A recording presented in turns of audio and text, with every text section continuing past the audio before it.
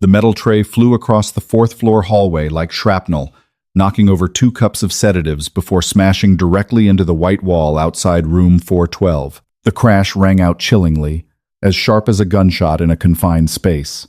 A nurse behind the duty station dropped her phone. The medical resident froze, a syringe still raised in his hand. Red alarm lights flashed on the ceiling, casting a jerky glow on the tiled floor like battlefield flares. Outside room 412, 4 security guards in soft body armor were backing away. They were backing away because between them and Ethan Donovan stood a Belgian Malinois, its body lowered, teeth bared, its yellow eyes locked onto every hand holding a baton. Engraved on its frayed tactical collar was a name: Havoc. Havoc wasn't barking wildly, and that was exactly what made it so terrifying. Behind the dog, Ethan stood pressed against the hospital bed that had been dragged diagonally across the entrance. His wrists were bleeding from tearing out of the restraints. A metal chair lay overturned in the corner. The curtains were tied back askew so the glass window could reflect the hallway. To the security team, it was a room trashed by an out-of-control patient. But the truth was, Ethan wasn't destroying the room out of madness. He was reconstructing a defensive perimeter. In his Riverside Hospital file, Ethan was described in clinical, unfeeling lines: severe post-traumatic stress disorder, agitated reactions, refusal of medication, risk of harm. The most important lines had been blacked out: his former unit, his final mission, the report on the explosion in Kandahar. Those papers were enough to get him transferred to the 4th floor, but not enough for anyone to understand why the sound of a medication cart's wheels could make him break out in a cold sweat. For 16 days, they had opened his door, set down his medication, demanded he lie down, and demanded Havoc leave the room. No one ever asked for his permission. "Sedate him," the resident yelled. "If the dog charges, take it down first." At just that one sentence, Havoc shifted its stance. It stepped diagonally, shielding Ethan even more. Ethan heard the phrase, "take it down," and his eyes darkened completely. It was the 1,000-yard stare, a gaze that looked right through the hospital corridor to see a red dirt road, a blown-out door, a burning vehicle, and comrades who never walked out again. In Ethan's mind, the 4th floor was no longer a treatment ward. It was enemy-occupied territory. Havoc, the only creature that had never betrayed him, was his last line of defense. Rachel Kim stepped out of the stairwell. She didn't run, didn't shout. She merely looked at the dented medication tray, the cart parked too close to the door, the syringe in the doctor's hand, and then at Havoc, who was at the final threshold before an attack. Rachel's blue scrubs were wrinkled from a long shift, her hair tied low, her face exhausted, but her eyes were alert in a way that commanded silence. She used to be a combat medic. She understood this wasn't a man looking to cause trouble. This was a soldier dragged back to the battlefield by the very noises the hospital had unwittingly created. A young nurse grabbed Rachel's arm, speaking rapidly, telling her not to get closer, that the dog might bite. Rachel gently removed her hand, her eyes never leaving Havoc. "Lower the syringe," she told the resident. He snapped around. "You don't have the authority to give orders during a Code 4. Rachel didn't argue, because every shouted word would just become another noise in Ethan's head. She simply repeated, "Lower the syringe, pull the med cart away from the door, and nobody take another step." Her voice wasn't loud, but it possessed the steadiness of someone who had had to speak amidst actual explosions. Rachel advanced slowly toward room 412, then stopped just short of the distance Havoc was maintaining. She didn't grab gloves, didn't hold a chart, didn't carry restraints. She raised her 2 empty hands so they could clearly see she carried nothing that could be construed as a weapon. The entire hallway waited for her to say the familiar phrase, "Please calm down." But Rachel knew those words were useless. A person whose brain was pulling them into survival mode couldn't just calm down because someone ordered them to. So she looked straight into Ethan's 1,000-yard stare, took a very slow breath, and said, "Sergeant, permission to enter your perimeter?" The entire 4th floor fell dead silent. To those standing behind Rachel, the statement sounded bizarre. This was a hospital, not an outpost. Ethan was a patient, not a commander. But Ethan heard that sentence in a completely different way. Rachel didn't call him a case, didn't call him a risk, didn't call him out of control. She called him Sergeant. More importantly, she acknowledged that he had boundaries, a defensive perimeter, and the right to decide who could enter. That single word permission did what batons and sedatives could not. It gave Ethan back a sense of control. Havoc stopped growling for a brief heartbeat. Ethan looked at Rachel, his gaze still distant but showing a tiny crack. "Who are you?" he asked hoarsely. Rachel replied, "Rachel Kim, former combat medic, now the nurse for this shift." Ethan said he didn't need a nurse. Rachel nodded. "I understand." He said no one was allowed in. She kept nodding. "I understand." He gripped the bed rail. "They're trying to take Havoc." Rachel said, "I see that." Ethan said they called Havoc dangerous. Rachel lowered her voice. "To them, maybe. But to you, he's your brother in arms." Rachel lowered herself slightly so as not to tower over Havoc. "Sergeant Donovan," she said, "I am requesting permission to enter your perimeter to check the wounds on your wrists. I will not touch Havoc. I will not push meds. I will not give orders. You have the right to refuse. If you say stop, I stop." This wasn't an empty reassurance. This was a micro-contract, immediately verifiable. Rachel wasn't trying to seize control from Ethan. She was handing it back to him, piece by piece. Behind Rachel, the resident impatiently stated that they couldn't let the situation drag on. The word situation made Ethan jerk his head up, and Havoc immediately bared its teeth again. Rachel didn't turn around, but her voice hardened. "No one takes another step while I am talking to him." This time, no one argued. A long silence passed. Ethan breathed heavily, then finally said very quietly, "Granted." Rachel nodded as if she had just received a valid order. She took one step, stopping exactly as promised. Havoc watched her unblinkingly. She took a second step, then stopped again.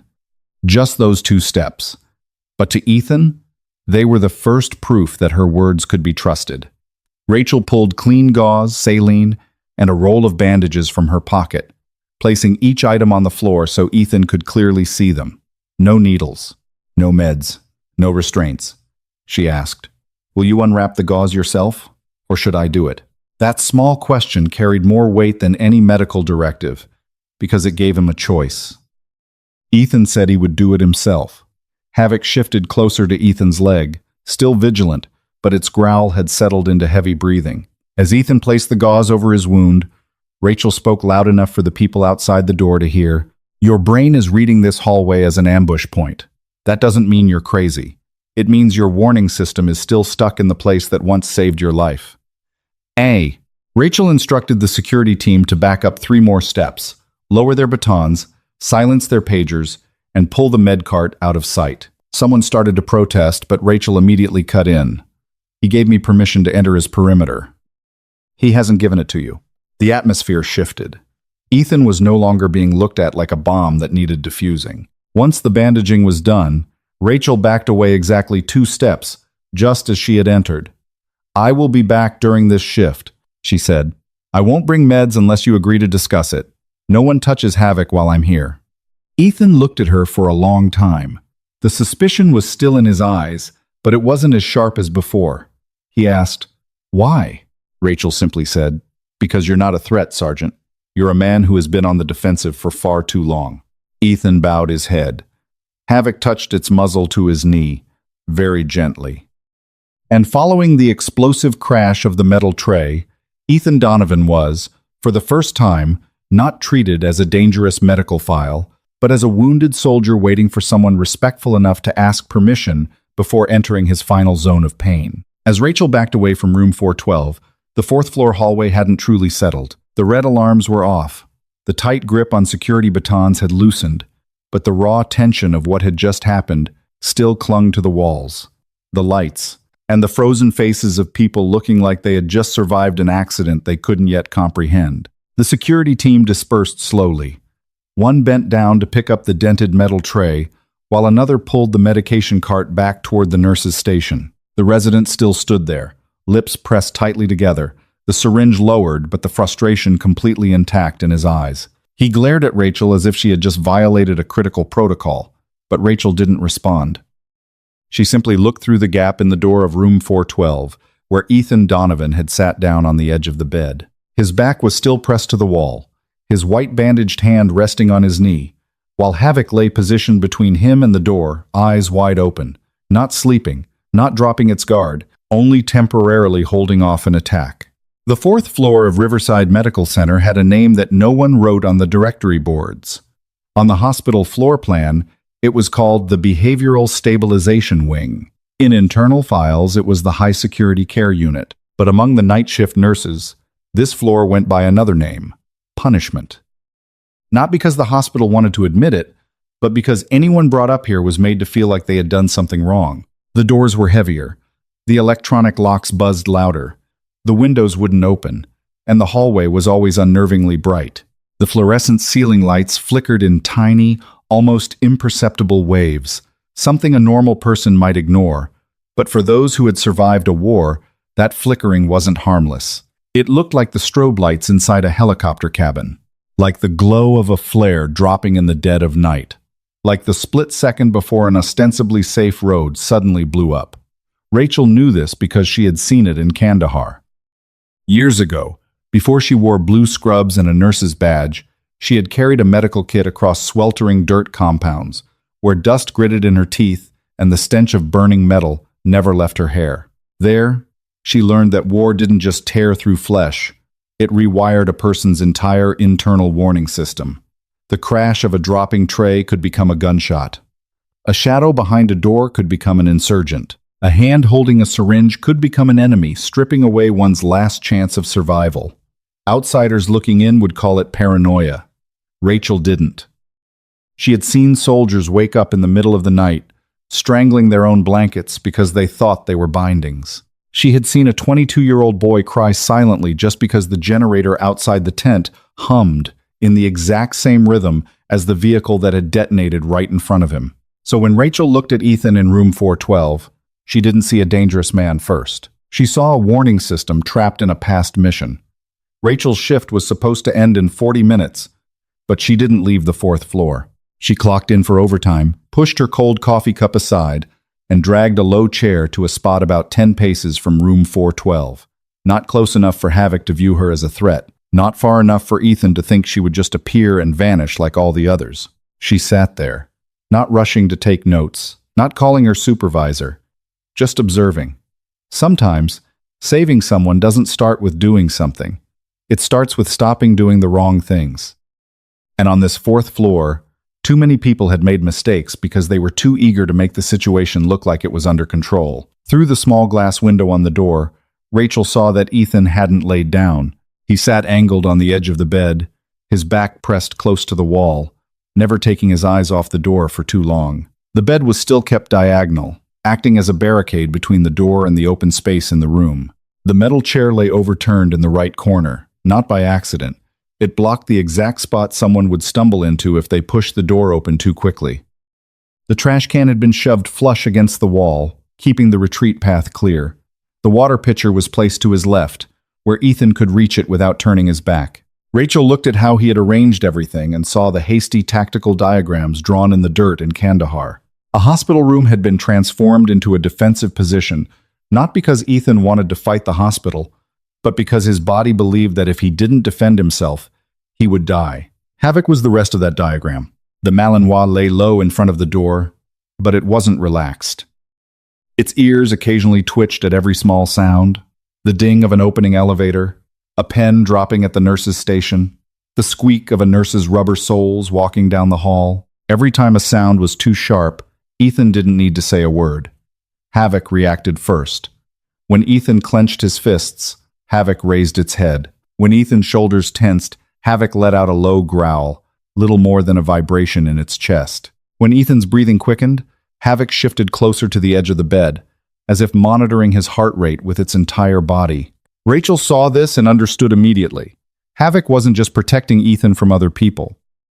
It was broadcasting to the rest of the world exactly how much more Ethan could take. A nurse named Denise walked up to Rachel and lowered her voice. "You can't sit here guarding them all night.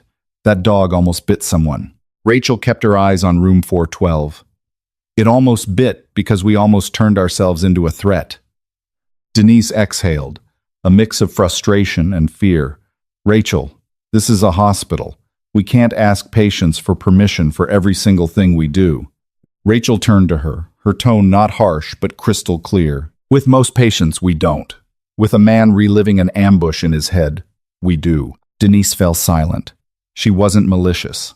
Rachel knew that. Most people on the fourth floor weren't malicious. They were just exhausted, understaffed, crushed by protocols, and accustomed to labeling any reaction that didn't comply with the system as defiance. But for people like Ethan, a single wrong word could send their entire body hurtling back to the worst moment of their lives. Rachel stood up and walked to the lighting control panel at the end of the hallway. She couldn't turn off all the lights due to safety regulations, but she could dim a secondary row of flickering lights near room 412. The moment the lighting softened, Havoc was the first to notice. Its ears stopped their constant twitching.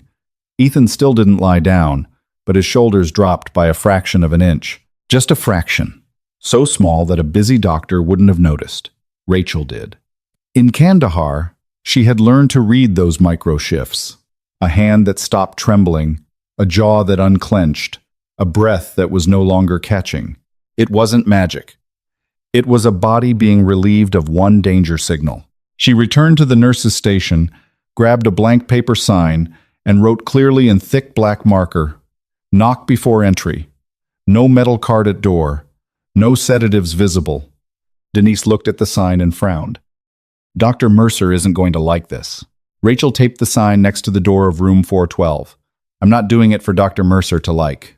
The remark wasn't loud, but it was enough for two nurses behind them to hear and exchange a look. On the punishment floor, people usually did whatever it took to keep their superiors happy, to keep the reports clean, and to end the shift without an incident. Rachel was doing something else entirely. She was trying to turn a room deemed a hot zone into a place where a soldier could simply breathe without fighting for every minute. Near midnight, the hallway settled. Not peaceful, just settled. Rachel sat back down near room 412, jotting a few lines in her personal notebook rather than the medical chart. Flickering lights act as a trigger. Metal carts cause severe reactions. Havoc anticipates Ethan by 2 to 3 seconds. Ethan responds well to military terminology and controlled choices. She didn't write patient is manipulative. She didn't write dog is aggressive. She wrote like a combat medic, drawing a map for a rescue operation, knowing that if the map was wrong, the person needing rescue could end up becoming the condemned. Inside the room, Ethan stirred slightly. Havoc raised its head instantly. Rachel didn't stand up right away. She just leaned forward enough for Ethan to see she was still there. A minute passed. Then 2. Finally, Ethan's voice carried through the crack in the door, hoarse and low. "The lights are better." Rachel didn't smile too overtly, because for people on the defensive, someone else's quick gladness can sometimes feel like a victory won at the expense of their vulnerability. She simply replied, "I'll keep it that way." Ethan was silent for a long time. "They'll change it back." Rachel said, "Not on my shift." That sentence carried through the heavy door like a night watchman's oath. Havoc rested its head back down, but its eyes stayed open. Rachel looked at the dog and understood more clearly than ever. To reach Ethan, she couldn't bypass Havoc. She had to understand it. Not tame it, not coax it, and definitely not separate it from him. Havoc was Ethan's living heart monitor, an external extension of his nervous system, the last comrade who still spoke the language he believed in. If Ethan was a locked room, Havoc wasn't the lock. Havoc was the alarm bell. If you tried to force your way into the room by smashing the alarm, everything would burn. To heal the soldier, Rachel had to learn how to make the dog believe she hadn't come to take its human away. That night, the fourth floor still bore the name Punishment. The doors were still heavy. The lights were still stark white. Ethan's file was still full of redacted lines the hospital had no clearance to read. But outside room 412, a small chair had been pulled to exactly the right distance. A sign demanding a knock was posted, and a former combat medic nurse sat silent watch, as if keeping a fragile perimeter from collapsing. Inside that room, Ethan Donovan still didn't trust the hospital. Havoc still didn't trust anyone but Ethan. But for the first time in 16 days, the fourth floor was no longer just a place to lock away a crisis. It had become a place where someone was beginning to learn the language of unhealed scars. The next morning, there were no alarms on the fourth floor, but the silence still didn't resemble peace. It felt like the lull after a blast, when the dust has settled but everyone knows the ground beneath is still hot. Rachel returned to room 412 with a tray very different from the usual medication carts. No syringes, no exposed cups of sedatives, no metal cart rattling against the tile floor. She carried only a soft gray canvas bag containing a few high-protein kibbles, a black rubber toy specifically used for military working dogs, a small water bottle, and spare gauze. Denise frowned when she saw the bag, but this time she said nothing. Perhaps after last night, she was also beginning to understand that for room 412, the standard approach wasn't just useless, it was dangerous. Rachel stopped at the door, not opening it right away. She knocked softly twice, exactly as the sign she had posted last night instructed. No answer from inside. But through the small glass window, she saw Havoc raise its head first, and only then did Ethan turn his eyes toward the door. That detail alone confirmed what Rachel had written in her notebook. Havoc always reacted a few seconds before Ethan. It wasn't just a guard dog, it was his early warning system. Rachel stood still, so both could clearly see her hands. "Sergeant Donovan," she said through the door, her voice low and even. "It's Rachel. Requesting permission to stand at the threshold. I won't enter. No meds. Just checking the safe distance with Havoc." A prolonged silence followed. Then Ethan replied hoarsely, "Door opens 2 inches. No more." Rachel nodded, even though she knew he might not see her clearly. 2 inches. The door opened to an exact, narrow crack. Havoc stood just inside, its body low, eyes never leaving Rachel. It wasn't growling as loudly as yesterday, but its pinned straight ears and tense jaw muscles showed it hadn't accepted her yet. Rachel didn't hold eye contact with it for too long. With pet dogs, people usually make eye contact, call their name, and reach out a hand for them to sniff. But Havoc wasn't a pet. It was a military working dog, a combat canine trained to read intentions, lock onto targets, protect teammates, and react in explosive environments. For a dog like Havoc, a stranger bending down, reaching out too quickly, or speaking in a babying tone could be interpreted as anomalous behavior. Rachel knew this. She stood, bladed, angling her body so her shoulders didn't face it directly, then placed the canvas bag on the floor a short distance from the door. "Havoc doesn't need to be my friend today," she said, speaking to Ethan, "not the dog. He just needs to know I'm not breaching." Ethan sat on the edge of the bed, his back still near the wall. "He doesn't like strangers." Rachel replied, "He wasn't trained to like strangers. He was trained to assess them." That made Ethan look at her a little longer. Perhaps this was the first time at Riverside someone had spoken about Havoc the way a soldier speaks of a squad mate, rather than how hospital staff talks about a nuisance animal. Rachel pulled the black rubber toy from the bag, didn't throw it, didn't roll it into the room, just placed it on the floor outside the door. Havoc looked at the item, its ears twitching slightly. It recognized the material, recognized the scent. This wasn't a brightly colored toy sold in a pet superstore. It was a reward toy used in operational training, the kind that usually appeared after a successful sniff, a correct signal, a completed mission. Rachel wasn't trying to bribe Havoc. She was speaking an old language it could understand. "I'm not bringing it in," she said. "Just leaving it here. If you want it, take it. If not, it stays outside the door." Ethan stared at the toy for a long time. His hand twitched slightly, then stopped. "Who told you how to use that?" Rachel replied, "A dog handler in Bagram once chewed me out for 2 hours because I gave the reward at the wrong time." Ethan didn't smile, but the corner of his mouth twitched very slightly. To a normal person, it would be insignificant. To Rachel, it was the first crack in the concrete. For the rest of the morning, Rachel didn't push any further. She didn't ask Ethan to tell war stories, didn't ask about the explosion, didn't ask why his file was redacted. She just observed Havoc. When the janitorial cart passed the end of the hall, its metal wheels screeching, Havoc immediately emitted a low growl before Ethan could even raise his head. When an instrument tray dropped softly in the nurse's station, its ears flattened, its tail stiffened, and its eyes snapped toward the sound. But when the soft footsteps of a nurse walked by, it only watched without tensing its entire body. So, the issue wasn't simply an aggressive dog.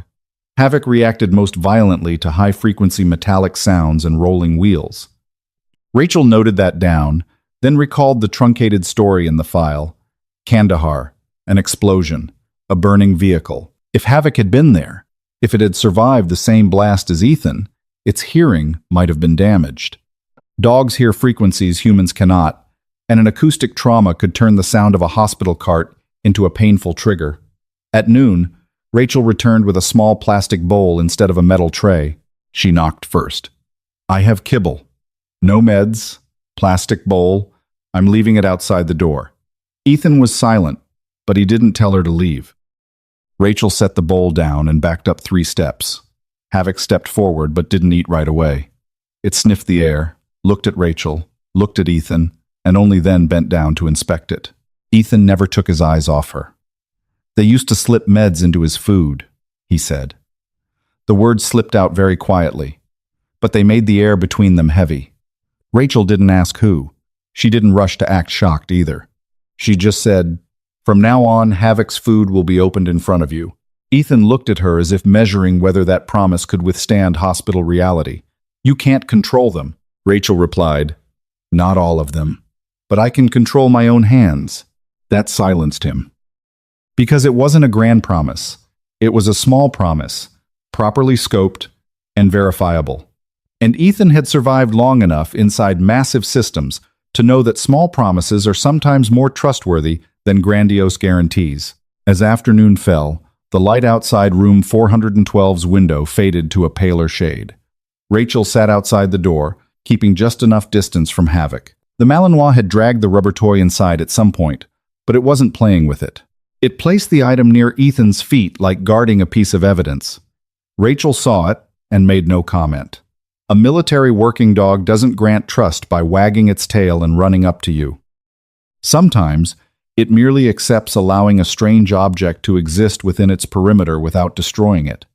With Havoc, that was already a massive step. Ethan asked unexpectedly, "Did you really save a dog?" Rachel knew he was referring to what she had said that morning. She looked down at her hands for a moment. "Yes," she replied. "A sniffer dog named Bishop. Wasn't mine. He got cut in the shoulder by shrapnel after a blast near a market. His handler was hurt worse, so Bishop kept trying to crawl toward him, even though he was bleeding out himself." Ethan looked at her, and for the first time, his gaze wasn't purely defensive. There was something akin to listening in it. Rachel continued, slowly, "I had to bandage Bishop first, because if he kept pulling, he'd tear it deeper, but he wouldn't let me touch him. The handler was almost passed out, but he managed to get out one sentence. Ask him to hold. I thought he was delirious, but I did it. I said, 'Hold, Bishop.'" And he froze, trembling, in pain, terrified, but he held still, because that was a word he understood. Ethan looked down at Havoc. The dog was lying close to his leg, eyes half open. "Did Bishop make it?" he asked. Rachel paused for a beat, then nodded. "He made it. Lost some muscle in his shoulder, couldn't return to duty. But he lived. The handler lived, too." Ethan exhaled very slowly, as if the answer had just lifted a heavy weight off his chest. "Havoc pulled me out," he said. Rachel didn't interrupt. "Lead vehicle hit an IED. Second vehicle jammed the doors. I don't remember it all. Just remember the heat, the smoke. Couldn't hear anything but ringing in my head. I thought I was dead. Then something bit into my plate carrier and dragged me through the shattered glass." His hand rested on Havoc's head, his fingers trembling very slightly. "He didn't leave me." Rachel stayed silent for a few more seconds. She knew some stories would snap shut immediately if touched too soon. Ethan had just opened a very small door, and her mission wasn't to kick it in. Her mission was to stand outside so the door wouldn't slam shut. "He did his job," she said. Ethan looked at her. Rachel continued, "And it seems that from that day until now, no one has told him the mission changed." That made Ethan furrow his brow, but he didn't argue. Havoc was still guarding the door like Kandahar had never ended. Ethan was still sitting with his back against the wall like the hospital hallway could detonate at any second. These two survivors had never left the battlefield. The battlefield had just put on a white coat and called itself medical care. As Rachel stood up preparing to leave, Ethan suddenly said, "My file is wrong." Rachel paused, but didn't turn around too quickly. "Wrong how?" Ethan looked down at his hand resting on Havoc's head. Not a transport unit. Not logistical support. Rachel didn't reply. She had suspected as much from the start. The redactions in his file were too heavy, too clean, too deliberate. Ethan swallowed hard, as if every word had to be dragged through barbed wire. JSOC, he said. Tier 1. Attachment. Havoc's call sign is H7. Mine is Atlas. The temperature around room 412 seemed to drop a degree. Rachel instantly understood why the file was blacked out. Not because people were too lazy to fill it in, but because some missions aren't allowed to exist on civilian paperwork. She didn't ask further. Didn't ask the operation name. Didn't ask who died. Didn't ask why he was left behind with a fabricated file and a dog no one knew how to care for. Rachel just nodded, slowly and solemnly. I will remember the parts I'm allowed to remember, she said. Ethan looked at her for a long time, then gave a slight nod. It wasn't absolute trust, not yet. But the armor around him had fractured just a little more. Out in the hallway, the fourth floor was still punishment. The lights were still stark white, the doors still heavy, the protocols still waiting to swallow anything that didn't fit the mold. But inside room 412, a small thing had changed. Havoc was no longer blocking the threshold. It lay by Ethan's feet, the black rubber toy placed between its front paws, eyes still alert, but no longer taut as a tripwire. Rachel walked away without turning her back too quickly, without making sudden noises, without dragging a medication cart behind her. She understood that the Malinois protocol wasn't about taming a war dog.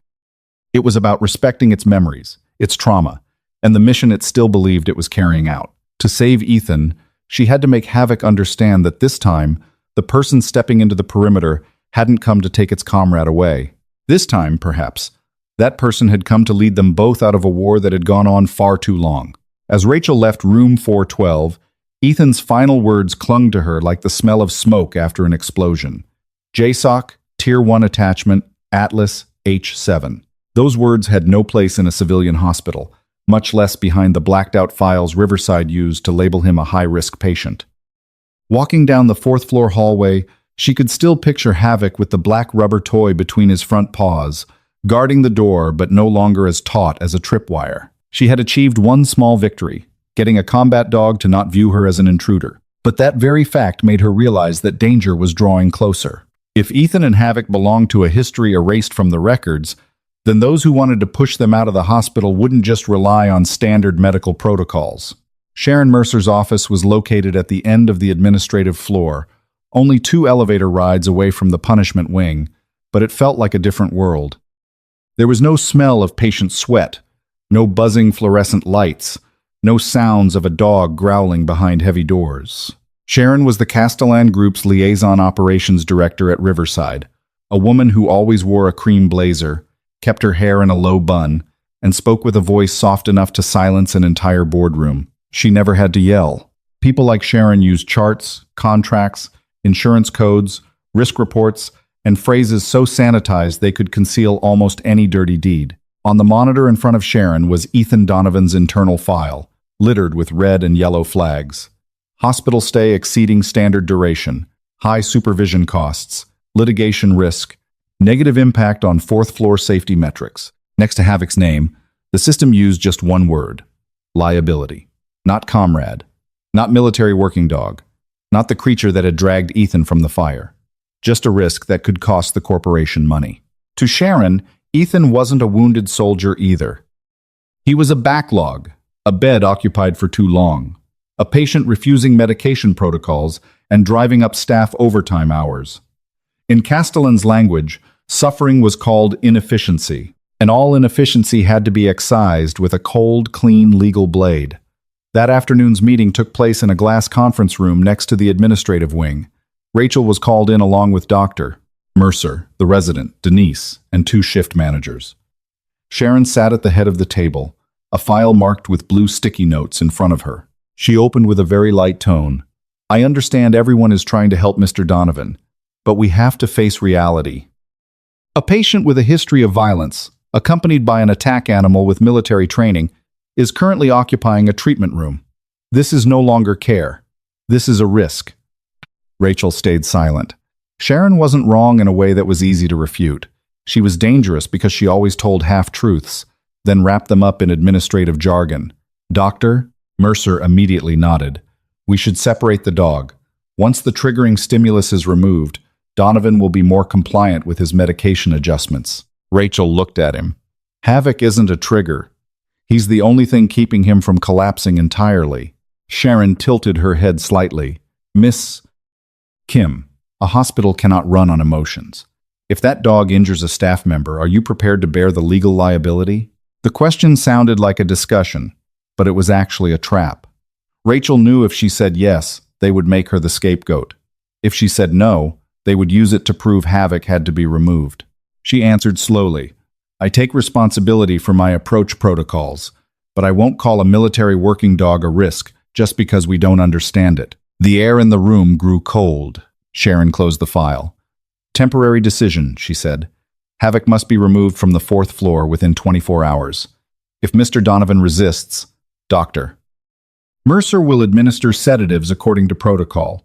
We will call animal control if necessary. Rachel felt the room tilt. Animal control.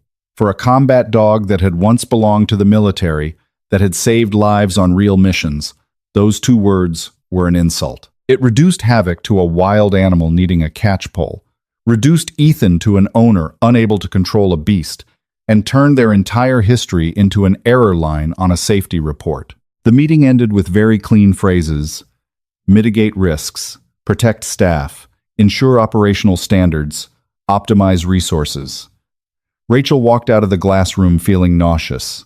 She had seen many types of violence on the battlefield, but hospital violence took a harder to recognize shape. It didn't drop down like a bomb. It slipped through paperwork, through signatures, through terms that sounded humanitarian. They didn't say, we're going to strip away his last comrade. They said, remove the triggering stimulus. They didn't say, we're going to inject him into silence.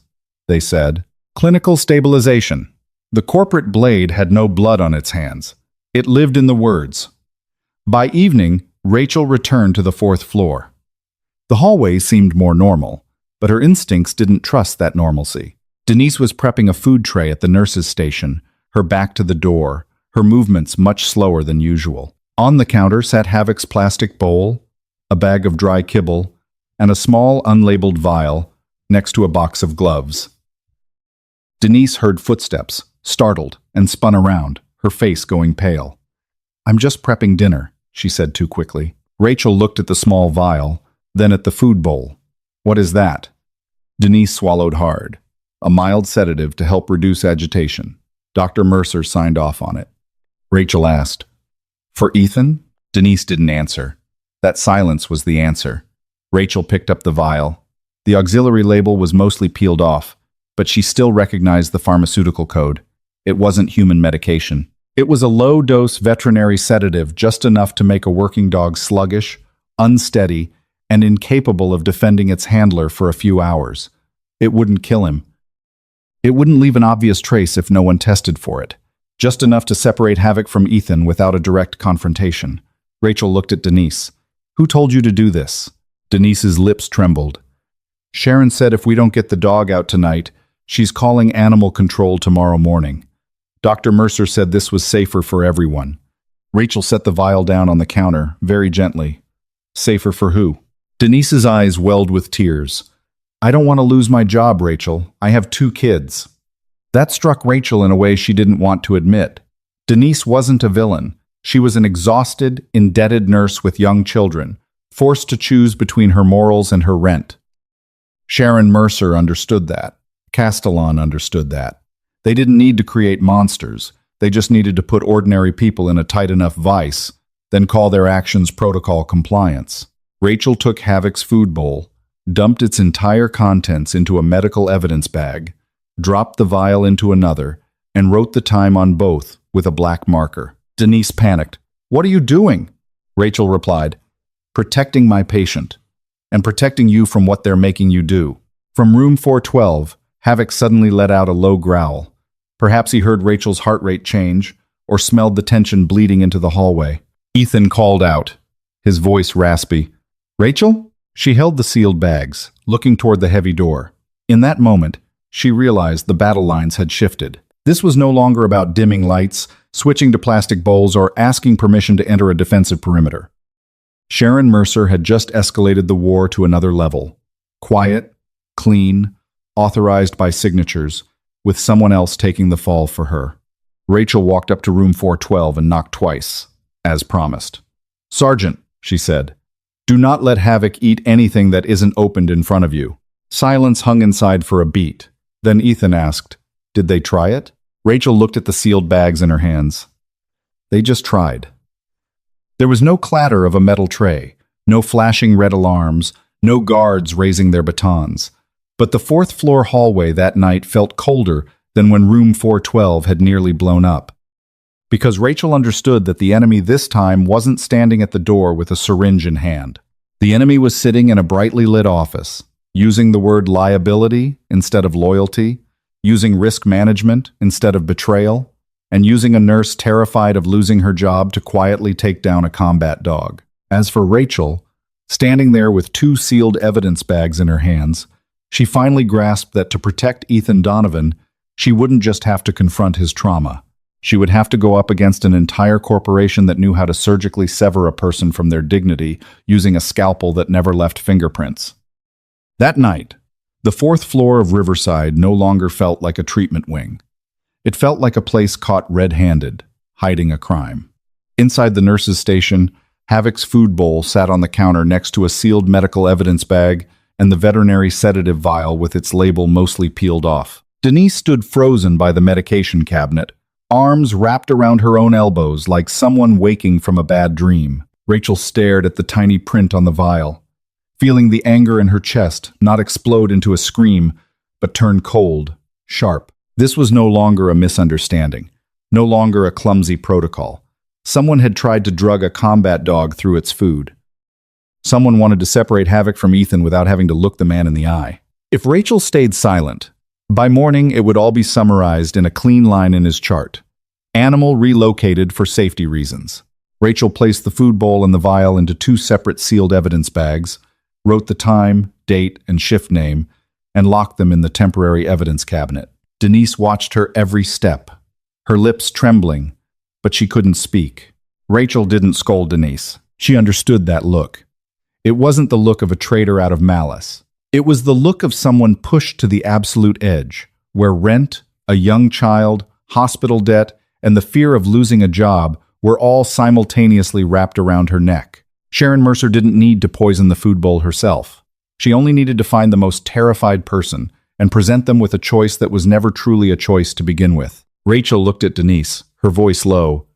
"From now on, do not touch Havoc's things unless I am present."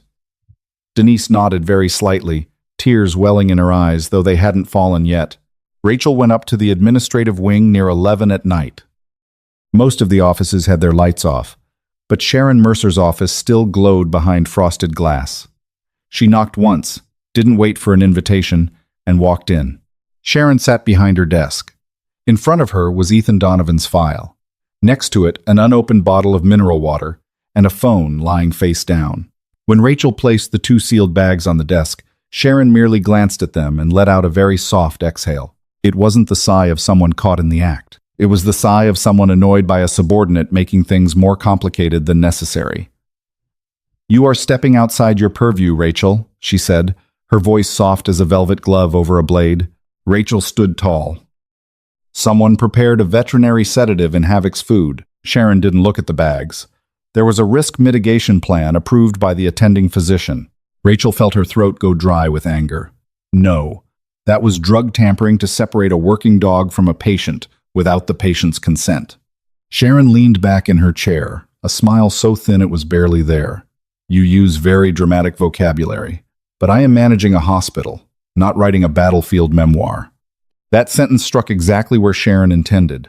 Rachel had spent years trying not to let her military medic past earn her the label of being overly emotional. But in that moment, she realized Sharon didn't care about protocols. She only cared about control. Rachel pushed the sealed bags closer. "If this gets reported out, it's no longer risk mitigation. It's unauthorized interference with a working dog, that may fall under federal jurisdiction. For the first time, Sharon's eyes faltered. Just a flicker, as fast as metal flashing under a light, but Rachel saw it. "You don't know what jurisdiction Havoc falls under," Sharon said. Rachel replied instantly, "Neither do you, but you still plan to drug him." The air in the office thickened. Sharon stood up, slowly walking around the desk. "Do you know the problem with people like you?" she asked. "You think professional ethics pay the bills." Rachel didn't reply. Sharon smiled, this time not bothering to hide the coldness. "You owe 6 figures in student loans. The lease on your apartment on the east side is up for renewal soon. Your mother has been hospitalized twice in the last 3 years. You don't pick up extra night shifts because you love the 4th floor, Rachel. You do it because you need the money." Every word landed like a finger pressing into a bruise. Rachel felt a cold pit in her stomach, not because Sharon was wrong, but because she was entirely right. Castellan didn't just manage the hospital, they managed data, schedules, insurance, loans, and the vulnerabilities of every employee. "Don't play the hero," Sharon continued. "Heroes around here usually end up with a resignation letter, a disciplinary record, and a debt no one is going to forgive for them." In that moment, Rachel felt pulled in too. One half was an exhausted nurse who knew that losing her job meant her rent, her loans, and her mother's medical bills would all collapse on her at once. The other half was a combat medic who had knelt in the red dust of Kandahar, holding a bleeding soldier's hand, promising not to leave him behind. Sharon understood the first half perfectly. The second half, she believed, was merely emotion that could be broken by money. Rachel picked the 2 sealed bags back up. "I will note this incident in the shift report." Sharon tilted her head. "You're going to document that you obstructed a safety measure approved by a doctor?" Rachel replied, "I am going to document that veterinary medication was prepared in Havoc's food without the patient's consent, without a transparent order, and without a legal assessment of the working dog's status." Sharon looked at her for a long time. "Be careful, Rachel. You are choosing a dangerous man and an attack dog over your career." Rachel opened the door, paused for a beat, then turned her head. "No, I am choosing not to let this hospital do something cowardly in the dark." With that, she walked out, and only when the glass door closed behind her did she realize her hands were shaking. She returned to the 4th floor, slipped into the small break room, locked the door, and sat down on a plastic chair next to the lockers. The fear was still there, cold and real, but it wasn't telling her to back down. It was only reminding her that she alone was not enough. Rachel pulled out the old phone she had kept in her locker since the day she left the military, inserted a backup SIM card, and opened an encrypted messaging app that many former medics and veterans still called the dark web for those who had served and been forgotten by the system. Rachel typed briefly, because networks like that didn't need literature, need verification. Ethan Donovan, possible JSOC. K9 callsign H, 7 name Havoc. Civilian hospital attempting forced separation. Possible sedation attempt. Urgent. She hit send, knowing she was throwing a line connecting Riverside to the world. The redacted file deliberately tried to hide. The screen remained silent for nearly 3 minutes. Then, a green dot appeared. An account named Webb replied, "Do not separate handler and dog. Hold position. Send location." Rachel read the line twice. Webb. The name reminded her of a lieutenant colonel who used to appear during covert medevacs in Kandahar. Someone who never spoke much but always arrived exactly when needed. She sent the hospital location, the floor, the room number, then cleared the display history from the main screen. Just as she opened the break room door, the elevator chimed at the end of the hall. The sound was drawn out, heavy, unlike the footsteps of night shift medical staff. Rachel stepped out and saw 2 animal control officers walking alongside a Riverside security guard. They wore elbow-length thick gloves, carried clear plastic shields, and held 2 metal catchpoles that glinted coldly under the lights. Denise stood behind the nurse's station, her face bone white. No one had told Rachel. No one needed to. Sharon had found another way around. From inside room 412, Havoc growled even before the men got close. It wasn't the low warning growl he gave the medication cart. It was a deep, rigid sound that dragged the whole hallway back to the precipice of that first night. Ethan called his name, his voice hoarse but sharp. Havoc, hold. The dog stood blocking the door, his entire body taut as a steel cable. The animal control officers raised their catch poles. To them, perhaps this was just a dangerous dog that needed to be subdued. But to Rachel, the scene was an insult to the bone. A dog that had walked through minefields, that had dragged its handler from the fire, was now being met with protective gloves and a catchpole like a stray animal. Rachel walked straight to the middle of the hallway, stepping in front of room 412. The security guard told her to step aside. She didn't budge. No one touches that dog. The animal control officer frowned. "Ma'am, we have orders." Rachel looked at the metal pole in his hands, then back at the door behind her, where Ethan was breathing heavily and Havoc was growling as if the entire battlefield had returned. She didn't know if Webb would make it in time. She only knew that if she backed down now, every promise she had made to Ethan since that very first permission would become a lie. Standing under the stark white lights that still flickered slightly, Rachel Kim placed herself between the corporation's orders and a soldier and his combat dog who had already been betrayed far too many times. Her heart hammered against her ribs until it hurt, but when she spoke, her voice was unnervingly calm. "If you want to get into room 412, you'll have to go through me first." For a few seconds, no one moved. The two animal control officers froze, their thick gloves pulled up to their elbows, catch poles raised halfway under the harsh white lights. The Riverside security guard frowned, unaccustomed to a nurse in blue scrubs daring to stand between them and a signed administrative order. Behind the door of room 412, Havoc growled low, the sound vibrating in his chest like an engine before it revs. Ethan stood right behind the dog, one hand gripping the edge of the hospital bed, his breathing heavy but his voice striving to maintain the command. "Havoc, hold." The Malinois obeyed, but its entire body was so tense that Rachel had the feeling that if that metal pole advanced even half a step, the fourth floor would turn into an actual battlefield. The animal control officer spoke slowly, as if Rachel hadn't understood. "Ma'am, we have orders to remove the animal from the area." Rachel didn't take her eyes off the loop of the catch pole. "That is not an animal. That is a military working dog." He furrowed his brow. "On the call sheet, it's listed as a dangerous animal." Behind the door, Ethan let out a hoarse, short, and broken laugh. "Dangerous," he repeated. "He dragged me out of the fire.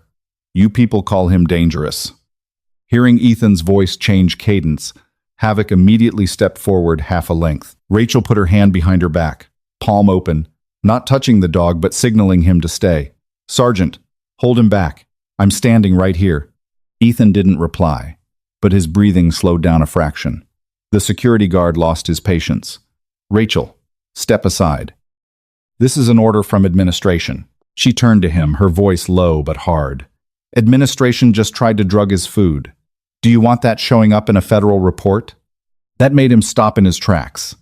The animal control officers looked at each other, the certainty on their faces cracking for the first time. They hadn't come here to get tangled up in military business, hospital politics, and veterinary sedatives. They came because of a call, saying there was a vicious dog that needed to be subdued. Sharon Mercer had accurately calculated most of the people on the fourth floor, but she miscalculated one thing. Rachel was no longer trying to keep things quiet internally. She had cast a line out of Riverside, and somewhere out there, someone named Webb had caught it. The elevator chimed at the end of the hallway. This time, the sound was entirely different. It wasn't the lazy door opening of the night shift, nor the hurried footsteps of a nurse, but the sound of hard-soled shoes striking the tile in a steady, heavy rhythm. Everyone turned their heads. 3 men stepped out first, wearing dark suits with small earpieces. Behind them was an officer in a crisp military uniform, his epaulets bearing the rank of lieutenant colonel. He wasn't overwhelmingly tall, but the way he walked made the entire hallway instinctively step back. His eyes swept over animal control, the Riverside guard, Rachel, and then stopped at the door to room 412. "Who is in charge of operations here?" he asked. Sharon Mercer appeared almost simultaneously, her expression still controlled, but her pace faster than usual. "I am Sharon Mercer, Director of Operations." "And you are?" The officer produced his military ID with a crisp, cold motion. "Lieutenant Colonel Daniel Webb." United States Department of Defense. The hallway felt as if all the air had been sucked out. Sharon looked at the ID, then at the two suited men behind Webb. Colonel, this is a civilian facility. We are handling an internal safety issue. Webb didn't raise his voice. Not anymore. He turned to animal control. Lower your equipment. The man holding the catchpole hesitated, looking at Sharon. Webb took a step forward, his tone unchanged. Right now. There was a kind of power in that command that Sharon couldn't replicate.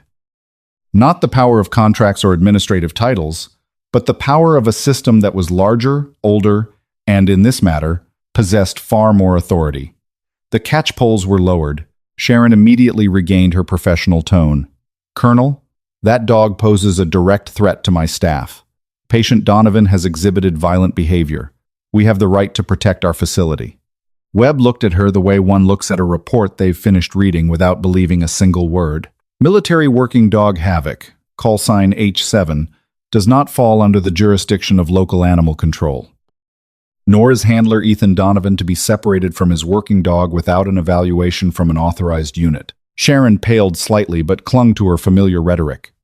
Our civilian records do not reflect that information. Webb replied instantly, because you do not have the clearance to view that section. The statement was brief, uninflected, but it sliced through Sharon's entire administrative veneer like a knife through paper. Inside room 412, Ethan stood completely still. Rachel heard him breathing, then heard Havoc's claws click lightly against the tiles as it shifted its weight. Webb turned toward the door, his voice lowered just enough. Atlas, this is Webb. I need you to hold H7 steady. A silence followed, so deep that Rachel could hear the faint hum of the ceiling lights. Then, from inside the room, Ethan said hoarsely, Authenticate. A few nurses exchanged confused looks. Webb didn't hesitate. Kandahar. Coppergate. Dustoff never landed. That reply made Ethan's shoulders slump slightly, as if a tightly wound wire inside him had just been unspooled. Havoc was still growling, but the pitch had dropped. Ethan said, Havoc, down. The Malinois fought its instincts for another second before lying down, its body still barricading the door, but its teeth no longer bared. Rachel watched the scene unfold, understanding why the right word could save an entire hallway from bloodshed. The night before, that word was permission. Now, it was a fragment of a memory known only to those who truly belonged to the old mission. Webb hadn't come to pay a visit. He came for an extraction. Not a loud cinematic rescue, but a military order executed inside a civilian facility that mistakenly believed it had absolute authority. The two men in suits began gathering information. Who called animal control? Who signed the order? Who prepped the sedative? Where the hallway camera footage was stored. Rachel handed the two sealed evidence bags to one of them. He took them with both hands, logged the evidence codes, and asked briefly, You're the one who discovered this? Rachel nodded. And the one who prevented the separation of the handler and the dog? She nodded again. For the first time in hours, she felt like she wasn't standing alone. Sharon tried to interject. I object to the seizure of internal hospital property without a warrant. Webb turned to her. You just attempted to use veterinary sedatives to impair a military working dog while it was protecting a handler with a restricted federal file. Do you want me to call the Department of Defense's legal office right here in this hallway, or do you want to sit down and keep quiet until they arrive? Sharon didn't answer. Her face tried to maintain its composure, but for the first time, Rachel saw genuine fear in her eyes. Sharon was accustomed to intimidating nurses, residents, and security guards. But now she was facing a system that wasn't afraid of Riverside's internal reports, didn't need Castellan's money, and couldn't be threatened by any HR file. Webb stepped up to the door of room 412. He didn't open it immediately. He looked at Rachel. Is she cleared to enter? He asked into the room. A beat of silence. Then Ethan replied, Granted. Rachel felt a lump form in her throat. Webb nodded, then said, Requesting permission to enter behind Nurse Kim. Ethan didn't answer right away. Havoc raised his head, looking through the crack in the door. Finally, Ethan said, 2 at a time. No restraints. R. Webb replied, Accepted. Rachel pushed the door open slowly, exactly 2 inches at first, then wider when Havoc didn't lunge. Room 412 was revealed under the dimmed lights. The bed still partially blocked the entrance. The chair still lay in the corner. Ethan stood against the wall with white bandages on his wrists, and Havoc lay at his feet like a living oath. Webb didn't walk straight up to Ethan. He stopped at the threshold, keeping his hands empty at his sides. "Sergeant Donovan," he said, his voice completely devoid of pity, "I have orders to extract you and H7 from this facility for a military medical evaluation. No handcuffs, no animal control, no separating the dog." Ethan stared at him for a long time. "I'm not going back in a cage." Webb replied, "You aren't being put in a cage. You are being extracted from a place that has no jurisdiction over you." Those words swept through the room like a breath of fresh air. Ethan closed his eyes for a second. When he opened them, the 1,000-yard stare was still there, but it was no longer adrift. He looked at Rachel. "You called them?" Rachel answered very softly. "I called someone who could read the parts of your file they blacked out." Ethan didn't say thank you. Men like him sometimes don't know where to place gratitude when they are still just trying to survive.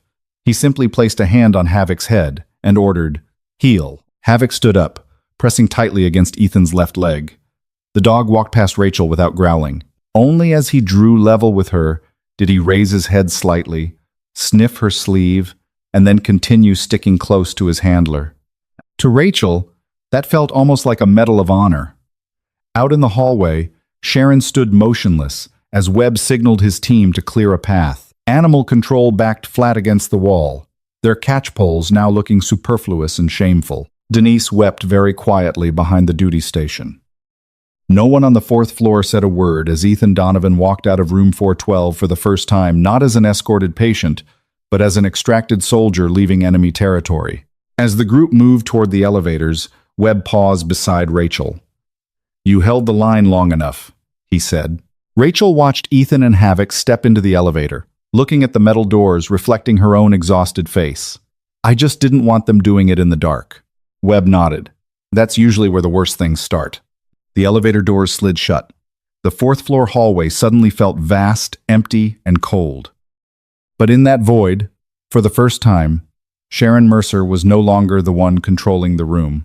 She had just tasted what it felt like to be overpowered by a stronger system. As for Rachel, even knowing the consequences would inevitably come, she stood completely still in the middle of the corridor, her hands trembling slightly, but her back straight. Because tonight, at least one promise hadn't been betrayed. No one separated Ethan from Havoc. The elevator doors closed behind Ethan, Havoc, and Lieutenant Colonel Webb, leaving the 4th floor with a cold void, as if a storm had just passed through. Rachel still stood in the middle of the hallway, her hands trembling slightly, but her back straight. In those few brief minutes, Riverside no longer belonged to Sharon Mercer. The catchpoles had been lowered. Animal control backed against the wall like men who had just realized they were dragged into something much larger than a dog-catching call. Denise stood behind the duty station, her eyes red. The medical resident said nothing. Even the security guards avoided looking at Rachel, as if everyone understood that tonight she had done the right thing, but that right thing would come at a price. Sharon Mercer was the first to break the silence. She didn't yell. She didn't need to. She simply adjusted her blazer sleeves, walked toward Rachel with a face that had regained its composure, and said very quietly, "My office. Right now." Rachel looked at Sharon, then at the closed elevator doors. She knew Webb was gone. Ethan and Havoc were out of immediate danger. Her biggest promise tonight had been kept. No one separated them. But as Rachel followed Sharon down to the administrative wing, she also understood something else. There are battles won in the hallway but lost immediately afterward in a glass room, where everything is written in a much cleaner language. The termination letter was already sitting on Sharon's desk, so ready that Rachel almost laughed. They didn't write it after Webb appeared. They had prepared it beforehand, as if her fate was just waiting for a final signature. Sharon pushed the paper across the desk. "Rachel Kim, you are suspended immediately, pending an internal investigation. Your system access has been revoked. Your employee badge will be deactivated in 10 minutes. Rachel read the meticulously drafted lines. Failure to comply with crisis protocols, obstructing safety measures, unauthorized interference with hospital property, endangering staff, Not a single line mentioned the veterinary sedative in Havoc's food. Not a single line mentioned animal control. Not a single line mentioned the Department of Defense stepping onto the fourth floor and confiscating evidence. Sharon sat down across from her, her voice as smooth as if offering condolences. I warned you, Rachel. Heroes can't pay their debts. Rachel placed the paper back on the desk. Are you going to scrub everything from the report? Sharon tilted her head slightly. I intend to protect the hospital from an emotional employee who overstepped her authority and put the entire fourth floor at risk. Rachel looked straight at her. No, you intend to protect Castellan. Sharon's smile thinned. A coldness, sharper than anger, flashed in her eyes. You should worry about yourself first. When you lose your employee health insurance, your mother's medical bills won't be so manageable. The words weren't loud, but they hit Rachel harder than a slap. Sharon wasn't just firing her. She wanted her to understand that every action from here on out would bleed her dry financially. By the time Rachel left the office, her badge could no longer open the internal elevators. A security guard walked behind her, not roughly, but close enough to let everyone know she no longer belonged there. Denise stood at the end of the hall, her lips trembling as if she wanted to apologize, but Rachel just gave a slight shake of her head. It wasn't the time. There are apologies that, if spoken in this hallway, would only drag the speaker down too. Rachel retrieved her personal bag, her old jacket, and the small tin box she always kept in her locker. Inside the box were a few things worthless to anyone but her. An old combat medic patch, a blurry photo taken in Kandahar, and a small medal she had never hung on the wall because she didn't know how to explain it to anyone. Outside Riverside, dawn was approaching, but the city was still dark and damp. Rachel stood in the parking lot for a long time, in no rush to unlock her car. She didn't cry. Exhaustion had pushed her past tears. In one night, she had lost her job, her insurance, and the right to set foot in the place she had worked for years. But what chilled her the most wasn't the suspension letter. It was the feeling that Sharon wasn't finished. People like Sharon didn't just want to win. They wanted to make others so afraid that next time, they would silence themselves without even needing to be threatened. Rachel drove back to her East Side apartment in a state of near emptiness, her hands gripping the steering wheel, Webb's words echoing in her head. That's usually where the worst things start. Rachel's apartment was on the second floor of an old building, with narrow hallways and iron stairs that creaked with every step. Usually she liked that age. It made the place feel real, unlike the cold, polished sterility of Riverside. But tonight, the moment she stepped out of her car, Rachel realized something was wrong. Not by sight, by smell. A faint, acrid odor mixed into the damp air. Gasoline. She froze at the bottom of the stairs, her heart pounding. On the second floor, her apartment door was still closed. No sounds, no shadows. But from under the door gap, a weak yellow light spilled out like a warning flare. Rachel took a step back, her hand fumbling for her phone. Before she could even unlock the screen, her apartment window blew out. It wasn't a massive cinematic explosion, but a heavy, muffled thump contained in a small space, followed by flames bursting through the curtains like an unchained beast. Shattered glass rained down onto the landing. The heat blasted Rachel's face, throwing her off balance. For a very brief moment, she was no longer standing at her old East Side apartment building. She was in Kandahar. The smell of gasoline became the stench of burning fuel. The sound of breaking glass became the sound of an armored vehicle's doors blowing off. The flames before her eyes dragged her back to the nights she had tried to pull wounded men from the smoke, screaming until her voice gave out without ever hearing herself. Then, her combat medic instincts snapped her back. Rachel dashed up the stairs, not out of bravery, but because the tin box was still inside. The apartment door was hot to the touch. She wrapped her jacket around her hand and shoved it open. Black smoke billowed out, thick and stinging, making her cough violently. The living room had caught fire at the curtains and the edge of the sofa. A broken glass bottle lay near the window, a burning rag still glowing at its neck. A Molotov cocktail. Not an electrical fire. Not a stove left on. Someone had thrown fire into her home. Rachel crawled low to the floor, covering her mouth with her hand, her eyes burning. She knew she only had seconds. The tin box was in the drawer of the small nightstand by her bed. She dragged herself across the living room, her shoulder colliding with the edge of a table, her knees scraping over shards of glass. The smoke distorted everything. The apartment that had been her refuge after long shifts was now a blistering maze, filled with the sounds of cracking and splintering. She yanked the drawer open and blindly reached in until her fingers brushed the cold tin box. Just then, a section of flaming curtain collapsed near the bedroom door, the fire licking across the edge of the rug. Rachel clutched the box to her chest, turned around, and crawled back out, coughing until her chest felt like it was tearing apart. She collapsed in the hallway, her face pressed against the cold tile. A neighbor was screaming somewhere. Someone was calling the fire department. Rachel tried to stand, but her legs refused to listen. She only managed to drag herself a few steps further from the door before the smoke poured through the frame like black water. The tin box was still in her hand, slightly dented at one corner. She pried the lid open with trembling fingers. The medic patch was still there. The Kandahar photo was smoke-stained at the edges. The small medal still lay there, cold and useless in the palm of her hand.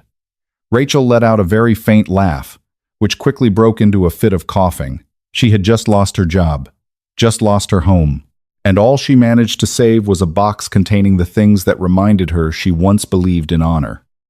The wail of fire sirens echoed, fading in and out before drawing closer. But before the fire trucks turned into the complex, Rachel heard another sound. Very soft footsteps at the end of the alley. She looked up, her eyes stinging and blurred, and saw a silhouette standing in the dark patch between two broken streetlights. Beside that figure was a Malinois, its body low, ears pinned, eyes reflecting the firelight. Rachel thought she was hallucinating from the smoke, but then Ethan Donovan's voice rang out, hoarse, deep, and heartbreakingly real. "You still have the box, right?" Rachel looked at him in disbelief. Ethan was wearing a dark jacket, his wrists still wrapped in white bandages. Havoc stood pressed against his left leg, not growling, just scanning the alleyway as if assessing every window, every roof, every parked car along the curb. Rachel breathed heavily. "You shouldn't be here." Ethan stepped closer, the firelight catching his exhausted face. "You shouldn't have stood between animal control and Havoc, either." Rachel wanted to say it wasn't the same, but she had no strength left. Ethan leaned down, not touching her immediately, maintaining the very first lesson she had taught him. "Permission?" he asked. Just one word. This time, Rachel was the one who had to close her eyes to keep from crying. "Granted," she whispered. Ethan helped her to her feet, slowly and steadily. Havoc pressed against Rachel's side for a fleeting moment, his body acting as a shield between her and the dark alley. Rachel looked at the inferno behind her, at her apartment being swallowed by smoke and the fire department's water, then looked at Ethan. "I thought they extracted you," Ethan said. "They took me to a safe house. Then Webb got word that someone was watching your apartment. I couldn't wait." Rachel's voice was hoarse. "You were just extracted from the hospital." Ethan stared at the fire, his eyes no longer adrift, but sharp, alert, and heavy. "You protected me on their battlefield," he said. "Now I'm going to protect you on mine." Rachel clutched the tin box to her chest. Only then did she truly understand. She wasn't fighting a hospital anymore. She was fighting a corporation that had fixers, cleaners, people who knew how to firebomb a nurse's apartment and pass it off as an electrical fire if needed. But this time, she was no longer standing alone in the fourth-floor hallway. Beside her was a soldier who had just stepped out of his nightmare, and a combat dog that still remembered how to hold the line. Ash fell onto Rachel's shoulders like black snow. In the firelight, Havoc raised his head, stared straight into the darkness at the end of the alley, and let out a very low growl, not out of fear, but because he had recognized the new enemy. Ash was still falling on Rachel's shoulders as the fire trucks left the old apartment complex. Her second-floor apartment was reduced to a blackened door frame, drenched in water. The smell of burning plastic and gasoline smoke clung to her hair, her clothes, and even the tin box she clutched tightly in her hands. Ethan stood beside her, under the awning opposite the building, Havoc lying low at their feet, his eyes never leaving the dark alley. Ethan's words still lingered between them like a new oath. "You protected me on their battlefield. Now I'm going to protect you on mine." Rachel heard those words but felt no relief. Sharon Mercer didn't just want her to lose her job. Someone wanted her terrified, wanted to burn away everything that proved she existed before she could speak the truth. Lieutenant Colonel Webb appeared nearly an hour later, wearing a dark jacket and accompanied by a woman with short silver hair. She had a petite frame, but her gaze was as sharp as a scalpel. Webb introduced her briefly. Lydia Brennan, attorney, former federal prosecutor. She handles cases that people try to make look like accidents. End. Lydia looked at the scorch marks on Rachel's sleeve, then up at the blown-out apartment window. Do you still have the evidence of the sedative? Rachel replied, Webb has it. Lydia nodded. Good. From now on, you do not speak to Riverside, Castellan, insurance companies, or anyone calling to ask. Just a few quick questions, without me present. Once you become a whistleblower, the first thing they take isn't your life, it's your credibility. Before Rachel could answer, her phone vibrated relentlessly. A barrage of notifications popped up. Lydia glanced at the screen, unsurprised. That was fast. Rachel opened a notification and saw her cropped employee badge photo placed next to a vicious headline, Former Riverside nurse under investigation for ties to violent patient and attack dog. Below it, unknown accounts called her a clout chaser, a psycho nurse, a military-obsessed woman. One post even implied she fabricated the story about drugging Havoc for attention. Lydia plucked the phone from her hands and locked the screen. Stop reading. They want you angry. They want you to write one wrong sentence, and then they'll use that sentence to frame you. Ethan stood completely still, his jaw clenched tight. Castellan's doing? Lydia looked at him. Likely. The goal is to make Miss Kim look unreliable before she can bring the evidence to light. The safe house Webb brought them to was Lydia's small office in an old brick building behind a closed-down bookstore. Lydia laid a portable whiteboard out on the table, wrote Castellan Group in the center, and circled it. From that circle, she drew connecting branches: Riverside, behavioral wing management contracts, insurance companies, security contractors, veteran files, animal control, smear campaigns. Rachel sat at the table, an emergency blanket wrapped around her shoulders, watching the black ink branches spread out like the veins of a massive creature. Ethan leaned near the door, Havoc lying by his feet, still alert but no longer rigid. Lydia spoke. If you want to take down a corporation, you don't start with emotion. You start with patterns. What did they do to Ethan? Have they done it to anyone else? If so, how many? And who profits from it? Webb placed an encrypted hard drive on the table. We found a few overlaps across Castellan-managed facilities. 6 veterans. All of them had their behavioral profiles upgraded after their dogs were separated from them. Rachel looked at the number 6 and felt a chill. They started making calls before dawn. The first person didn't answer. The second was the ex-wife of a former Marine in Ohio. She started crying the moment she heard the name Castellan. The third lived in a homeless shelter. The fourth had died of an overdose after being discharged. Every call cracked open another fissure in Castellan's sanitized wall. One man was recorded as having attacked staff after his service dog was taken away in the middle of the night. Another was injected with high-dose sedatives for loss of control when he woke up to find his dog missing from his bedside. One signed a voluntary AMA discharge form. Though his signature was so shaky, his wife said there was no way he was lucid at the time. Rachel listened to each story, her throat tightening more with every word. Ethan said nothing, but the hand resting on Havoc's head grew heavier. By noon, they drove to Cincinnati to meet the 6th person. His name was Malcolm Reed, 61 years old, a former EOD technician. Lydia found him under an overpass, where the roar of trucks driving overhead sounded like thunder. Malcolm sat next to a shopping cart, wearing a torn jacket, his silver beard unkempt, his eyes cloudy from sleep deprivation. When Lydia introduced Rachel as a former Riverside nurse, he immediately recoiled. I'm not going back to the hospital. Rachel knelt a few steps away from him, placing both hands on her knees so he could see she wasn't holding anything. I'm not here to take you away. I'm here to ask about your dog. Malcolm looked at her. That single sentence was enough to make his face shatter. Malcolm's dog was named June, a black Labrador that had sniffed out 2 IEDs before becoming his service dog. When Castellan took over the treatment facility where Malcolm was staying, They flagged June as an aggravating factor for codependent behavior. One night, they took June away for a behavioral assessment. Malcolm woke up, couldn't find her, panicked, and smashed the nurse's station window with his elbow. In the file, it was documented as unprovoked violent behavior. In Malcolm's memory, it was the second time he had woken up in the middle of a mission to find his teammate missing. 3 days later, June was deemed unfit for reintegration due to overly aggressive protective instincts. "They put her down," Malcolm said, his voice nearly swallowed by the traffic overhead. "Didn't call me. Didn't let me say goodbye. They mailed her collar back in a plastic bag." Rachel didn't realize she was crying until a tear dropped onto the back of her hand. Ethan stood behind her, his face pale. Havoc didn't growl. He just sat down very slowly, as if his entire body understood the story. Malcolm rummaged in his pocket and pulled out a small, dented metal tag engraved with the name June. "She saved 7 guys," he said, "but on their paperwork, she was just a liability." That sentence pierced Rachel like a long needle.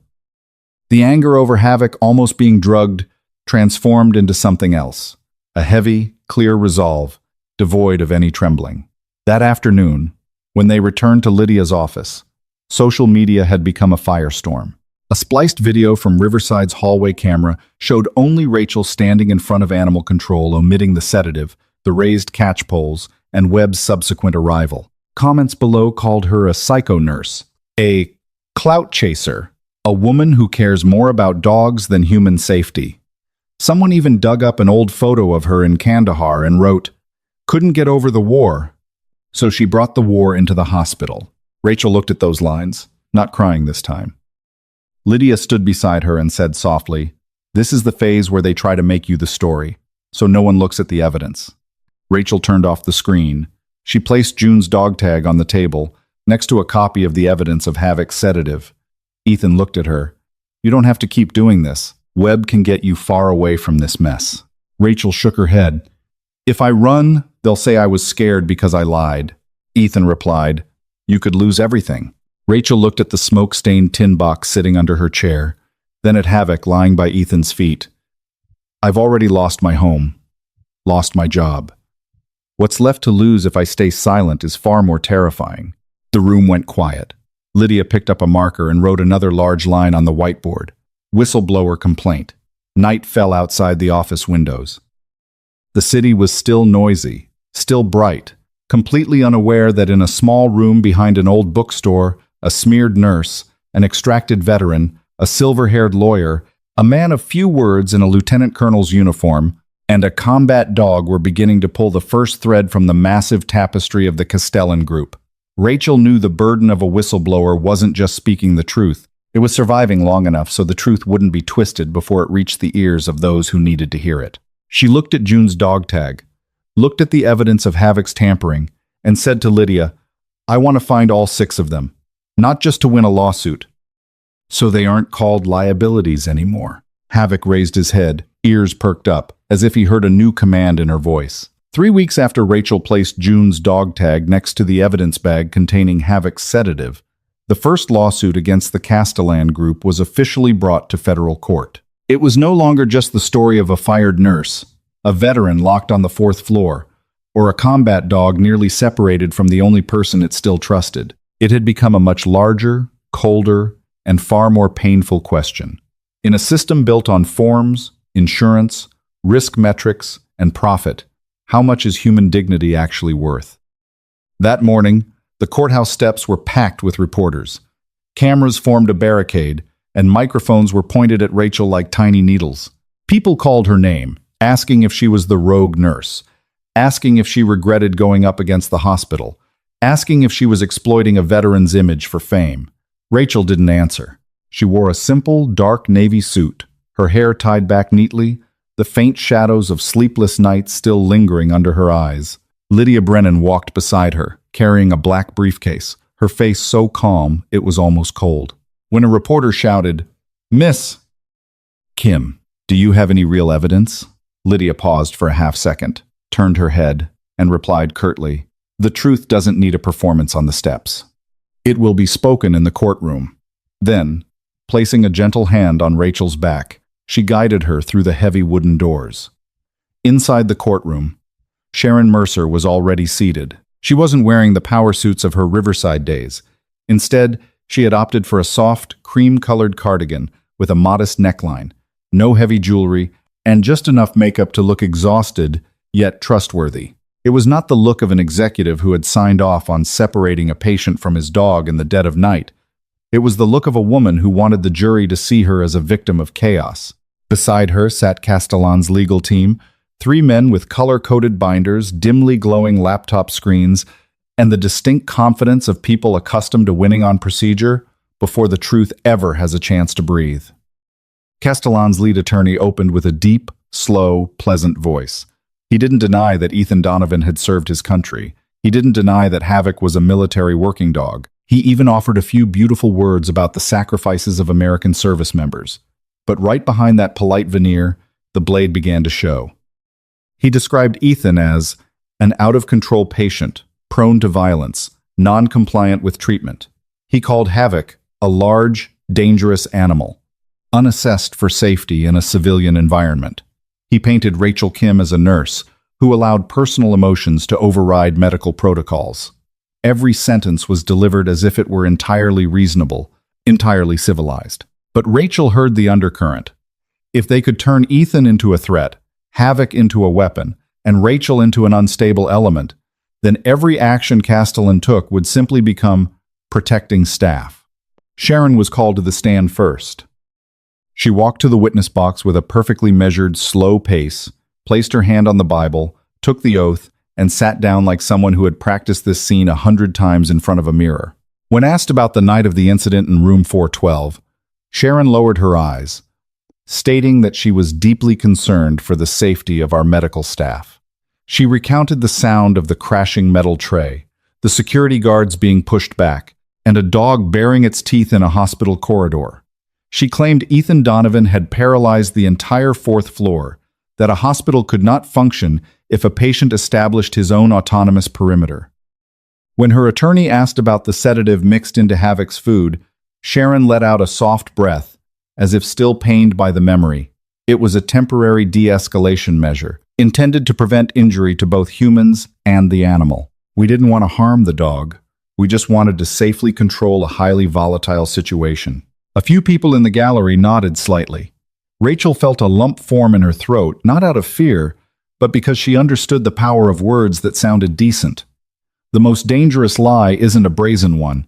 The most dangerous lie is the one that knows how to wear the cloak of morality. Lydia stood up for cross-examination.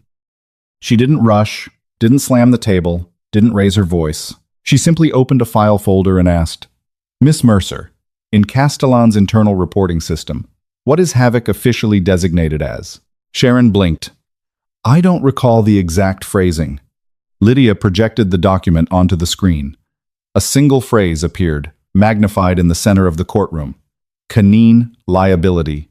Variable.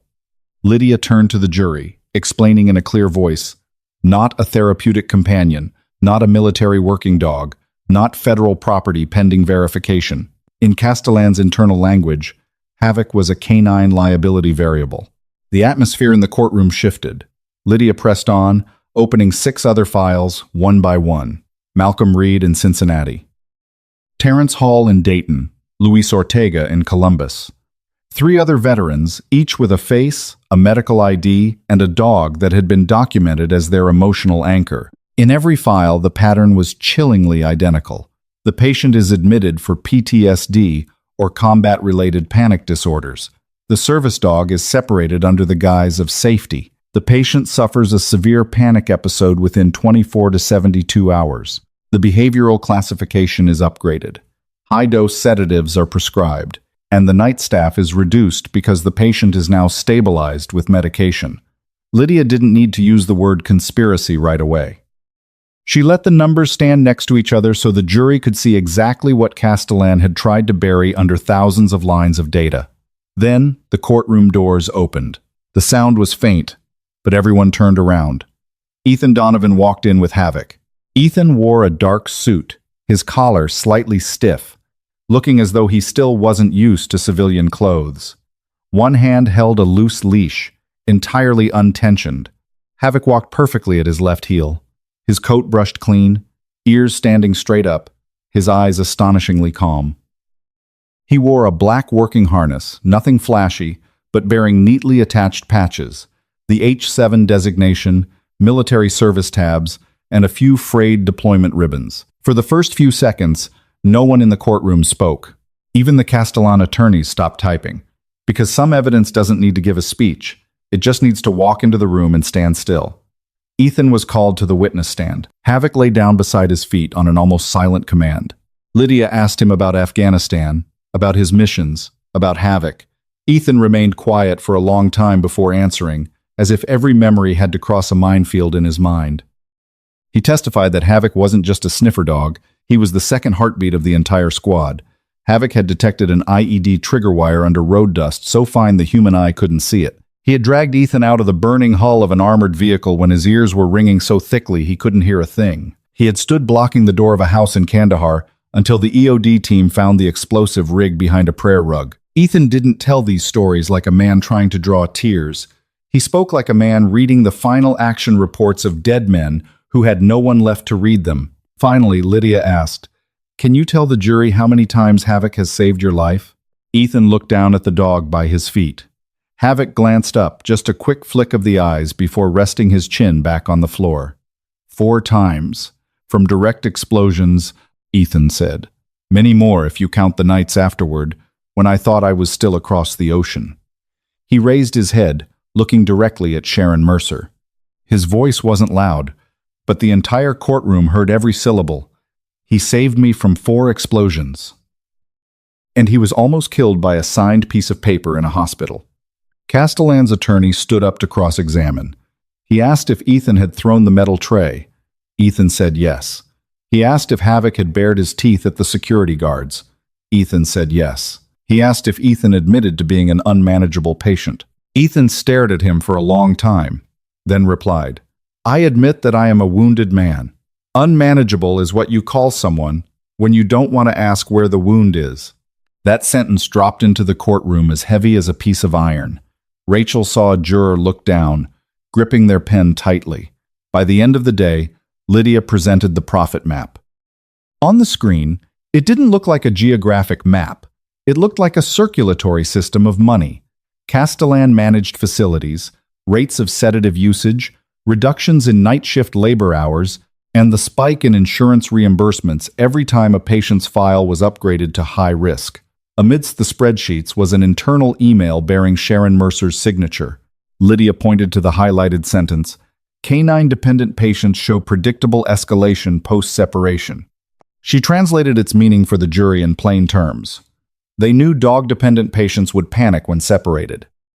And they weaponized that panic as an excuse to medicate them, cut staffing, and collect more money. By now, Sharon's face had lost its softness. The makeup was still there, the cream cardigan was still there, but the rhythm of her eyes had broken. Rachel saw the exact same person who had sat in the Riverside office and spoken about her student loans like a leash. When Rachel was called to the stand, she didn't walk up like a victor, but like someone who had been through too much to care about winning anymore. She talked about the phrase, "permission to enter your perimeter," about the moment Ethan was handed back his control. She talked about Havoc's food bowl, Denise's trembling hands, animal control with their metal catch poles, her firebombed apartment, and the tin box of medals she had clutched through the smoke. She even talked about Malcolm Reed under the overpass, speaking the name June like a belated apology. Castellan's attorney asked if she hated Sharon Mercer. Rachel turned to look at the woman who had tried to crush her life, then shook her head. "No," she said. "I am terrified of a system that can call loyalty a risk, call pain an expense, and call silence stability." The answer wasn't explosive, and it didn't need to be. It silenced the courtroom in a way deeper than any shout could, because in that moment, the trial was no longer just judging a signature, a dog, or a fired nurse. It was judging whether a soldier returning from war is still viewed as a human being or merely as a line item to be neatly processed. And as Havoc lay perfectly still at Ethan's feet, serene in the very room that had tried to brand him a menace, Rachel knew that dignity wasn't something granted by a court. It was something they had held on to, even when the most powerful people in the room had tried to force them to let go. The silence following Rachel's testimony lasted longer than any strike of the gavel in the courtroom. No one viewed the case as a dispute between a stubborn nurse and a medical corporation anymore. On the screen, Castellan's profit map remained visible, its red lines tracing from hospital rooms, medication charts, night shifts, and insurance claims, ultimately funneling into profit columns.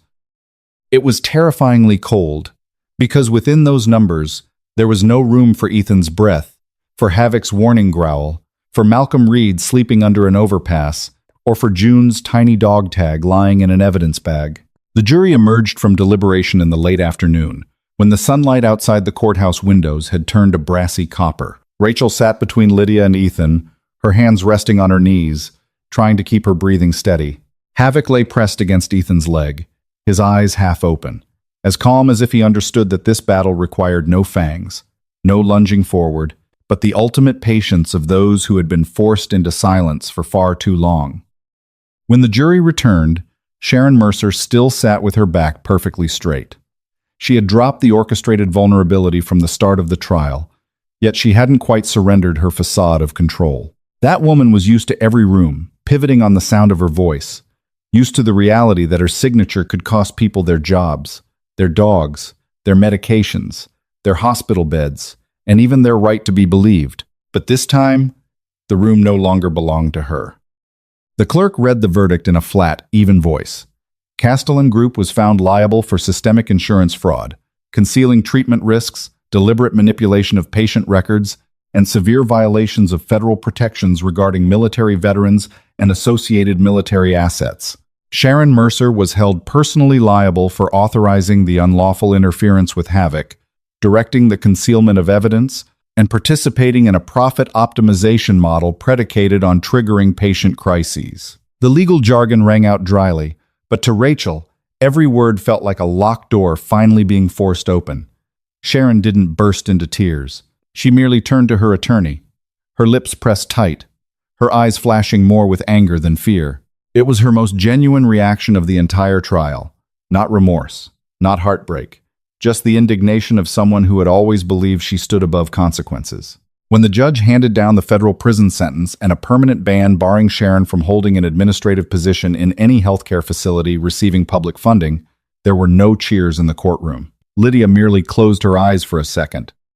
Ethan bowed his head, his hand resting on the back of Havoc's neck. Rachel watched Sharon being escorted out of the room, realizing that justice doesn't always take the brilliant, radiant shape people imagine. Sometimes, it is simply the sight of a powerful person finally having to walk through a door with no one left to open it for them. The Castellan Group didn't collapse overnight, but the fractures spread rapidly. Following the trial, states simultaneously launched investigations. Old, sealed files were subpoenaed. Veterans' families began filing grievances. Nurses who had stayed silent for fear of losing their jobs sought out Lydia, bringing with them emails, text messages, altered shift schedules, and doctored medication logs.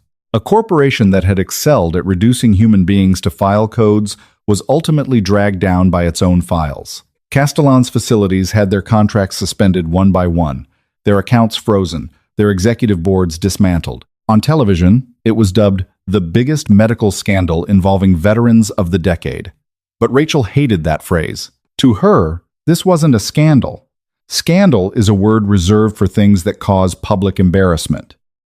What Castellan had done was an organized betrayal of people who had returned from war, believing the hospital was the place where they would be saved. The days following the trial weren't as peaceful as outsiders might have thought. Rachel had her nursing license reinstated, received offers to return to several major hospitals, was invited onto television programs, and was hailed as a hero in the very articles that had once mocked her as a psycho-nurse.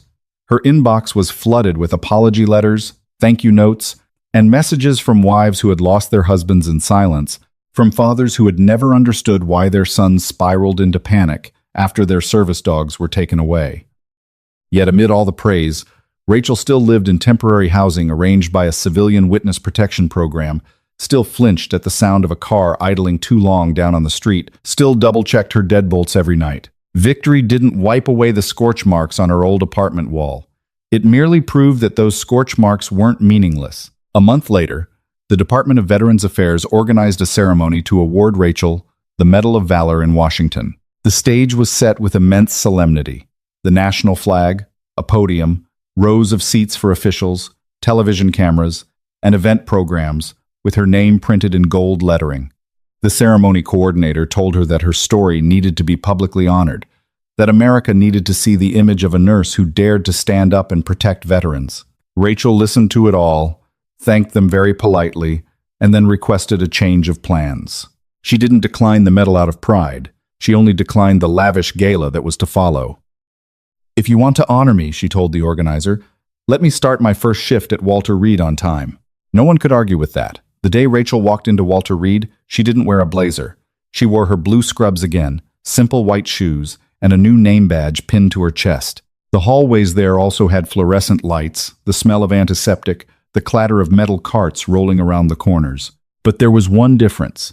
On the wall of the trauma treatment wing hung a small plaque detailing the protocol for approaching veteran patients with military working dogs or service animals. The first line didn't mention locking doors, administering sedatives, or calling security. It read, "Ask for permission before entering the patient's defensive perimeter." Rachel stood before that plaque for a very long time. She didn't cry. She simply placed her hand on the edge of the sign, as if touching a promise that had just been bolted to the wall. Ethan and Havoc didn't disappear after the trial, nor did they become the glossy symbols the media had hoped for. Ethan declined most interviews, only accepting a role as a consultant for a medical training program designed for staff interacting with special operations veterans. He spoke little, but every sentence carried the weight of a man who had survived things others had only read about in files. Havoc became the most critical part of those training sessions, not by performing tricks, but by teaching young nurses to watch for microsignals, ears perking up when a metal cart approached, a tail lowering when the voices in the room grew too rushed, a body leaning slightly to the left when Ethan's breathing started to lose its rhythm. Rachel often stood nearby, explaining that for patients like Ethan, a dog isn't a pet to be allowed or not allowed. It is a living warning system, a neural bridge, tangible proof that the person still has the capacity to trust the world. A year after the trial, on a spring morning, Rachel led a group of new nurses into a small training room overlooking the East Lawn. There was no stage, no cameras, no heroic tale told in a booming voice. Just 12 young people gathered around a simulated hospital bed, learning to slow their steps before opening a door, learning to keep their hands where the patient could see them, learning to say seemingly simple phrases that could save a shift from collapsing. "May I come in? Where would you like me to stand? What is your dog warning you about?" Rachel watched them practice, correcting every minor detail. She wasn't teaching them to fear the patients. She was teaching them to respect the defensive perimeter of someone who had been forced to live in danger for far too long. Ethan sat near the window, no longer with his back against the wall like in room 412. It was a change outsiders might overlook, but not Rachel. For someone who had once arranged a hospital bed to block blind spots, sitting near a window without checking the escape route every few seconds was an entire journey in itself. The training session ended, and the young nurses filed out one by one. One young woman turned back and asked Ethan what had helped him trust a hospital again.